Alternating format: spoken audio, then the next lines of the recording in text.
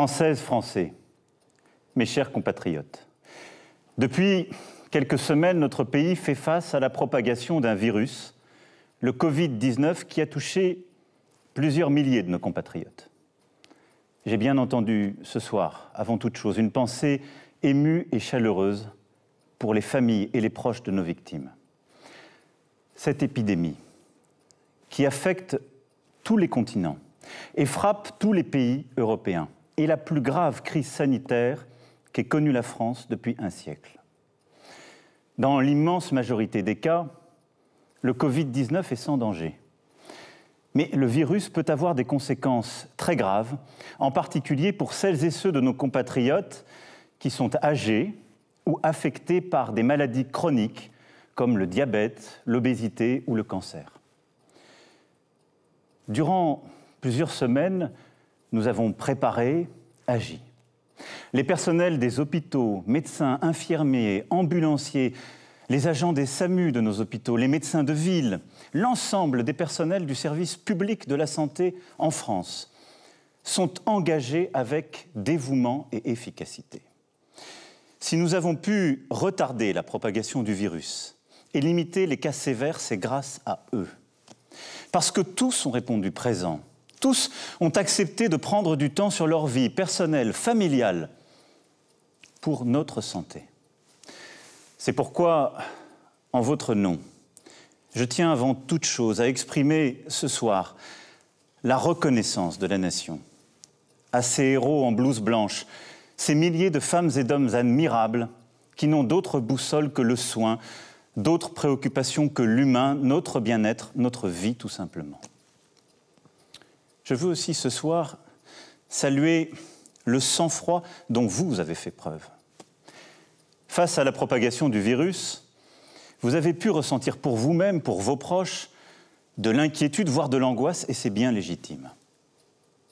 Tous, vous avez su faire face, en ne cédant ni à la colère, ni à la panique. Mieux, en adoptant les bons gestes, vous avez ralenti la diffusion du virus et ainsi permis à nos hôpitaux et nos soignants de mieux se préparer.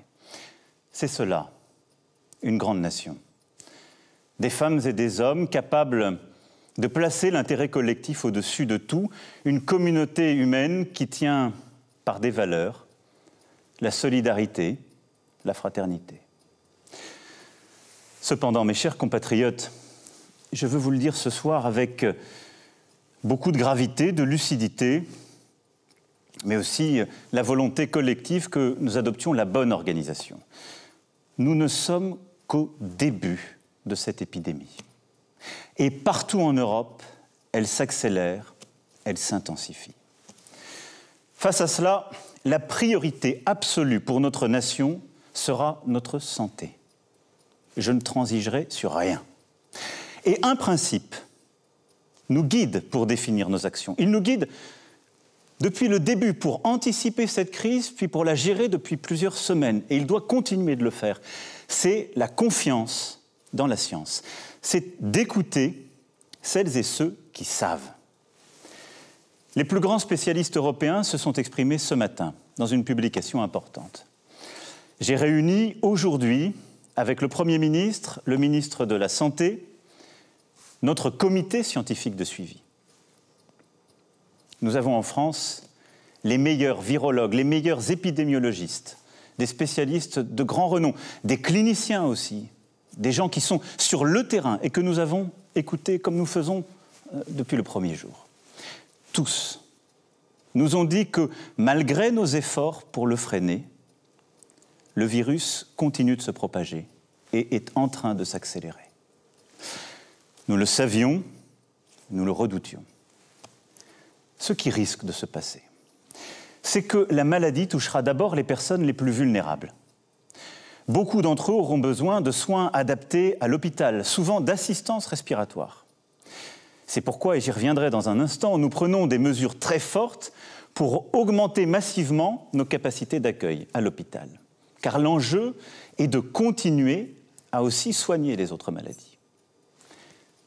C'est aussi de se préparer à une possible deuxième vague qui touchera un peu plus tard, en nombre beaucoup plus réduit, des personnes plus jeunes, a priori moins exposées à la maladie, mais qu'il faudra soigner également. Dans ce contexte, l'urgence est de protéger nos compatriotes les plus vulnérables.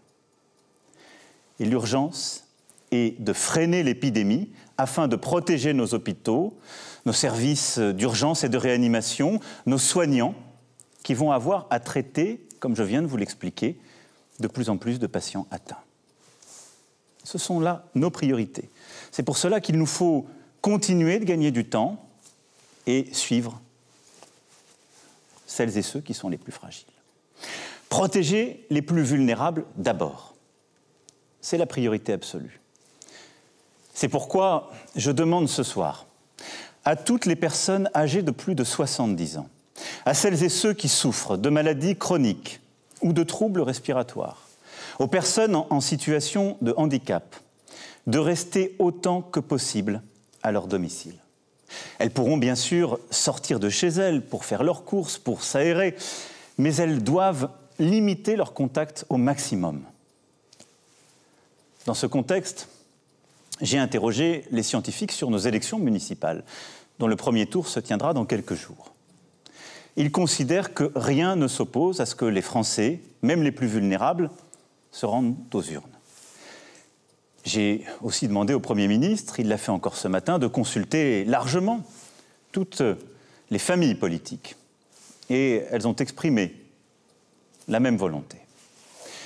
Mais il conviendra de veiller au respect strict des gestes barrières contre le virus et des recommandations sanitaires. Je fais confiance aux maires et au civisme de chacun d'entre vous. Je sais aussi que les mairies et les services de l'État ont bien organisé les choses. Des consignes renforcées seront données dès demain afin que nos aînés n'attendent pas longtemps, que des files ne se constituent pas, que les distances soient aussi tenues et que ces fameuses mesures barrières soient bien respectées. Mais il est important, dans ce moment, en suivant l'avis des scientifiques comme nous venons de le faire, d'assurer la continuité de notre vie démocratique et de nos institutions.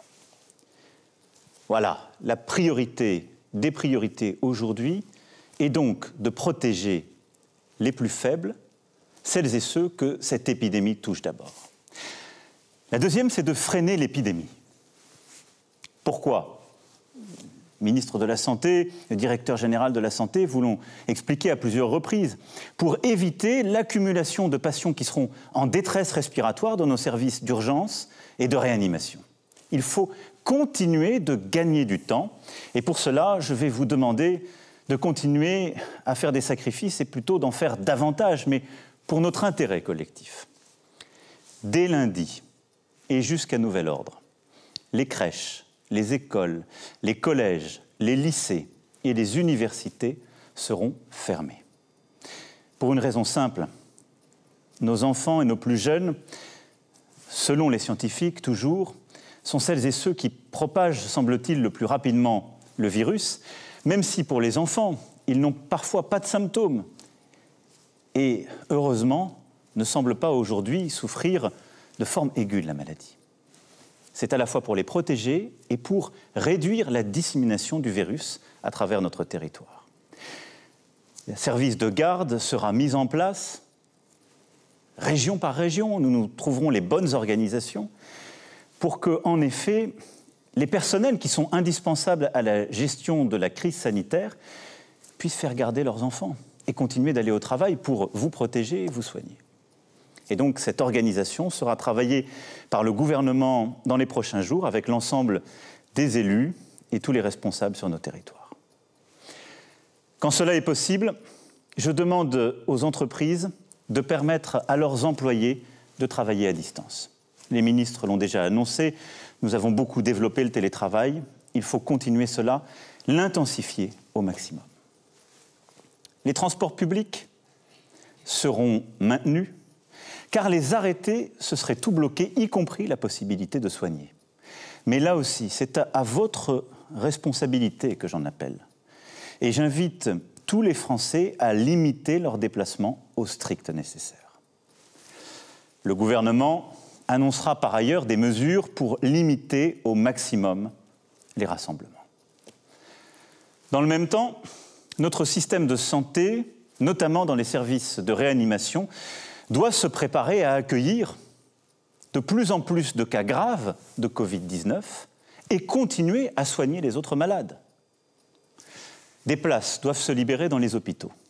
Pour cela, toutes les capacités hospitalières nationales, ainsi que le maximum de médecins et de soignants seront mobilisés. Nous allons aussi mobiliser les étudiants, les jeunes retraités. Des mesures exceptionnelles seront prises en ce sens. Beaucoup d'ailleurs ont commencé, je veux les en remercier.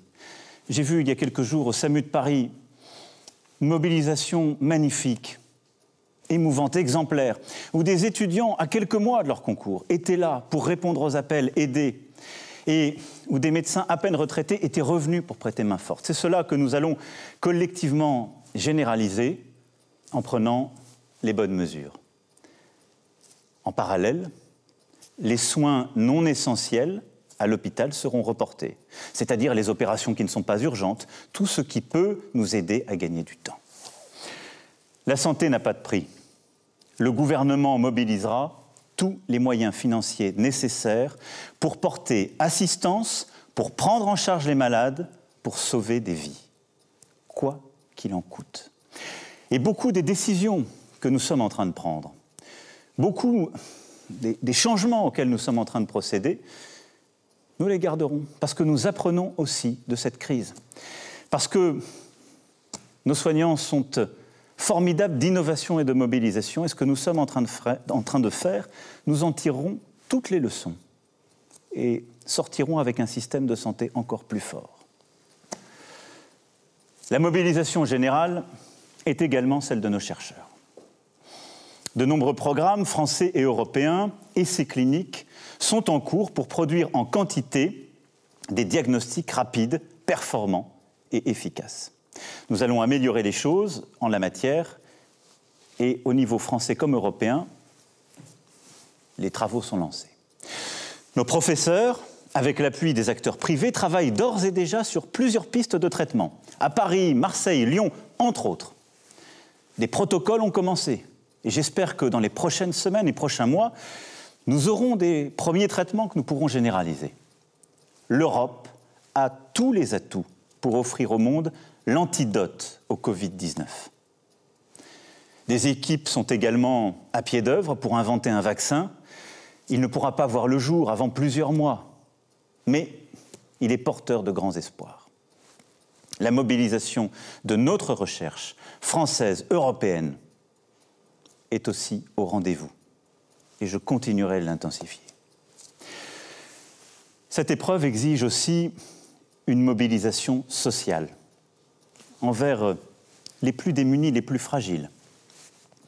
La trêve hivernale sera reportée de 2 mois. Et je demande au gouvernement des mesures exceptionnelles dans ce contexte pour les plus fragiles. Enfin, l'épreuve que nous traversons exige une mobilisation générale sur le plan économique. Déjà, des restaurateurs, des commerçants, des artisans, des hôteliers, des professionnels du tourisme, de la culture, de l'événementiel, du transport souffrent, je le sais. Les entrepreneurs s'inquiètent pour leur carnet de commandes. Et tous, vous vous interrogez pour votre emploi, pour votre pouvoir d'achat. Je le sais, c'est légitime.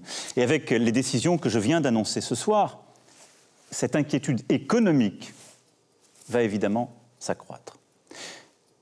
Nous n'ajouterons pas aux difficultés sanitaires la peur de la faillite pour les entrepreneurs, l'angoisse du chômage et des fins de mois difficiles pour les salariés.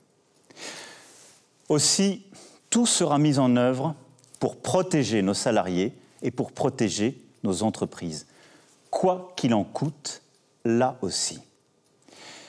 Dès les jours à venir, un mécanisme exceptionnel et massif de chômage partiel sera mis en œuvre. Des premières annonces ont été faites par les ministres. Nous irons beaucoup plus loin. L'État prendra en charge l'indemnisation des salariés contraints à rester chez eux. Je veux en la matière que nous inspirions de ce que les Allemands ont su par exemple mettre en œuvre avec un système plus généreux, plus simple que le nôtre. Je veux que nous puissions préserver les emplois et les compétences, c'est-à-dire faire en sorte que les salariés puissent rester dans l'entreprise, même s'ils sont obligés de rester à la maison, et que nous les payons. Je veux que nous puissions protéger aussi nos indépendants. Et donc nous prendrons toutes les mesures nécessaires pour donner cette garantie sur le plan économique. Toutes les entreprises qui le souhaitent pourront reporter sans justification, sans formalité, sans pénalité, le paiement des cotisations et impôts dus en mars. Nous travaillerons ensuite sur les mesures nécessaires ou d'annulation ou de rééchelonnement. Mais je nous connais collectivement. On prend toujours trop de temps à faire cela. Je veux, pour nos forces économiques, des mesures simples. Les échéances qui sont dues dans les prochains jours et les prochaines semaines seront suspendues pour toutes celles et ceux qui en ont besoin. Nous défendrons nos entreprises de toute taille. Nous défendrons l'ensemble des travailleurs et des travailleuses.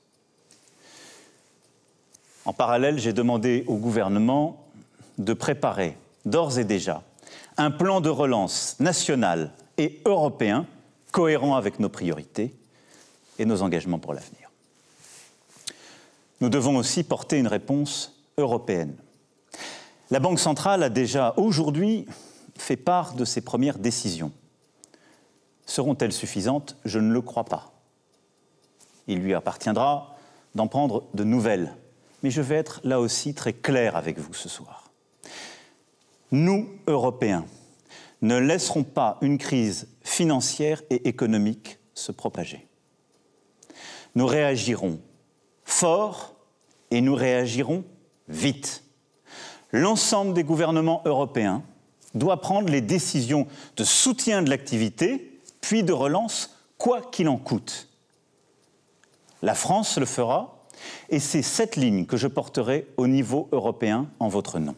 C'est déjà ce que j'ai fait lors du Conseil exceptionnel qui s'est tenu hier.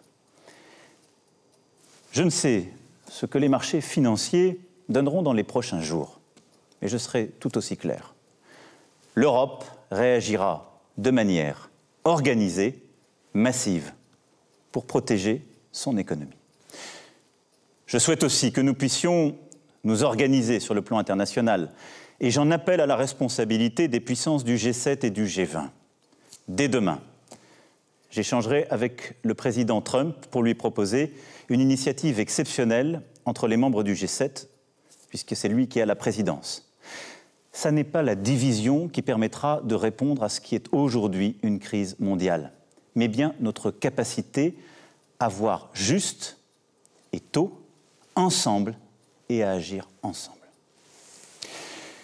Mes chers compatriotes, toutes ces mesures sont nécessaires pour notre sécurité à tous. Et je vous demande de faire bloc autour d'elles. On ne vient pas, en effet, à bout d'une crise d'une telle ampleur sans faire bloc. On ne vient pas à bout d'une crise d'une telle ampleur sans une grande discipline individuelle et collective, sans une unité. J'entends aujourd'hui dans notre pays des voix qui vont en tous sens. Certains nous disent « vous n'allez pas assez loin et voudraient tout fermer » et s'inquiètent de tout de manière parfois disproportionnée. Et d'autres considèrent que ce risque n'est pas pour eux. J'ai essayé de vous donner ce soir ce qui doit être la ligne de notre nation tout entière. Nous devons aujourd'hui éviter deux écueils, mes chers compatriotes. D'une part, le repli nationaliste. Ce virus, il n'a pas de passeport. Il nous faut unir nos forces, coordonner nos réponses, coopérer. La France est à pied d'œuvre, la coordination européenne est essentielle et j'y veillerai. Nous aurons sans doute des mesures à prendre, mais il faut les prendre pour réduire les échanges entre les zones qui sont touchées et celles qui ne le sont pas. Ce ne sont pas forcément les frontières nationales. Il ne faut céder là à aucune facilité, aucune panique. Nous aurons sans doute des mesures de contrôle, des fermetures de frontières à prendre. Mais il faudra les prendre quand elles seront pertinentes et il faudra les prendre en Européens à l'échelle européenne. Car c'est à cette échelle-là que nous avons construit nos libertés et nos protections. L'autre écueil, ce serait le repli individualiste. Jamais de telles épreuves ne se surmontent en solitaire. C'est au contraire en solidaire, en disant « nous » plutôt qu'en pensant « je », que nous relèverons cet immense défi. C'est pourquoi je veux vous dire ce soir que je compte sur vous, pour les jours, les semaines, les mois à venir. Je compte sur vous parce que le gouvernement ne peut pas tout seul et parce que nous sommes une nation. Chacun a son rôle à jouer. Je compte sur vous pour respecter les consignes qui sont et seront données par les autorités et en particulier ces fameux gestes barrières contre le virus. Elles sont aujourd'hui encore trop peu appliquées. Cela veut dire se laver les mains suffisamment longtemps avec du savon ou avec des gels hydroalcooliques. Cela veut dire saluer sans embrasser ou serrer la main pour ne pas se transmettre le virus. Cela veut dire se tenir à distance d'1 mètre.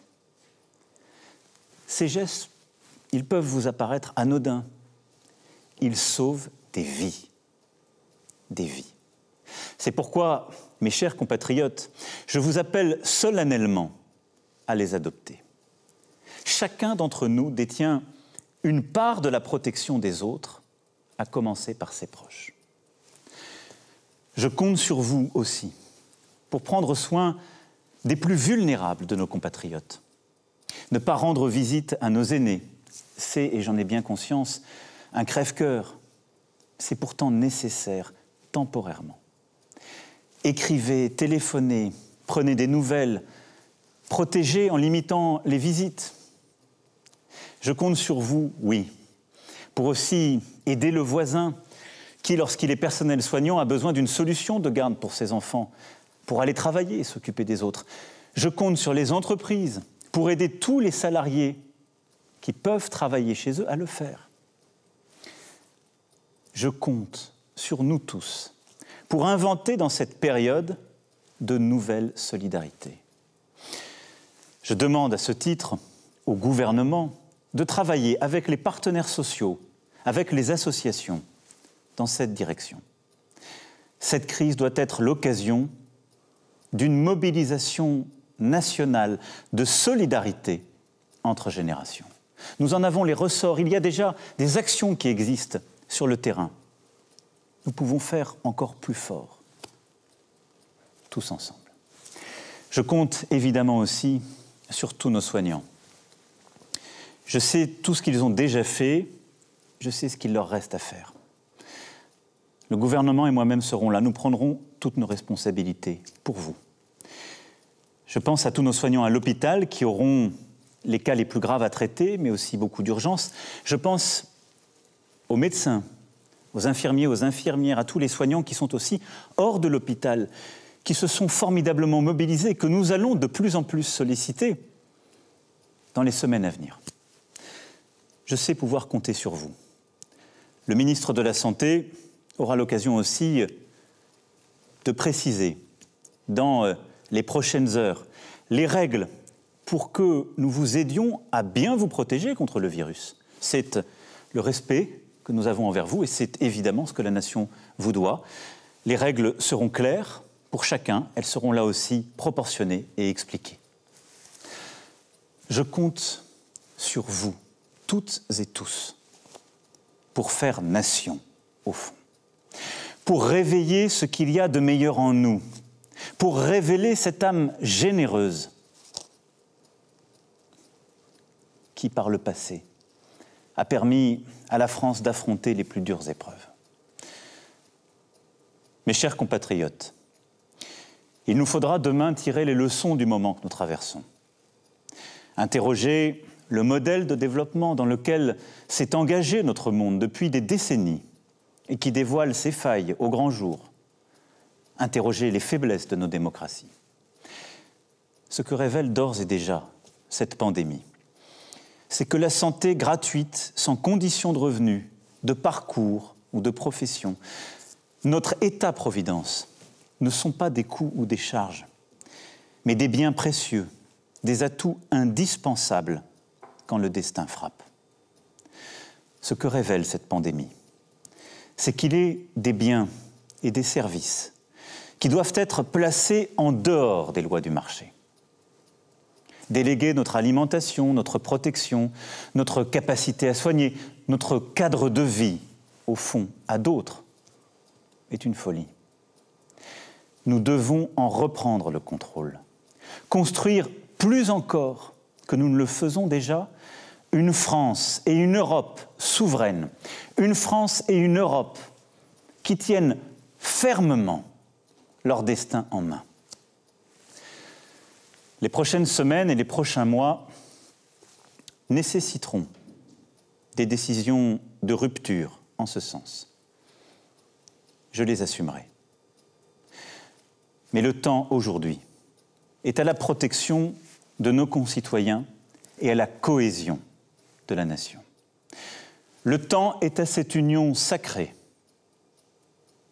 qui consiste à suivre tous ensemble un même chemin, à ne céder à aucune panique, aucune peur, à aucune facilité, mais à retrouver cette force d'âme qui est la nôtre et qui a permis à notre peuple de surmonter tant de crises à travers l'histoire. La France unie, c'est notre meilleur atout dans la période troublée que nous traversons. Nous tiendrons tous ensemble. Vive la République, vive la France.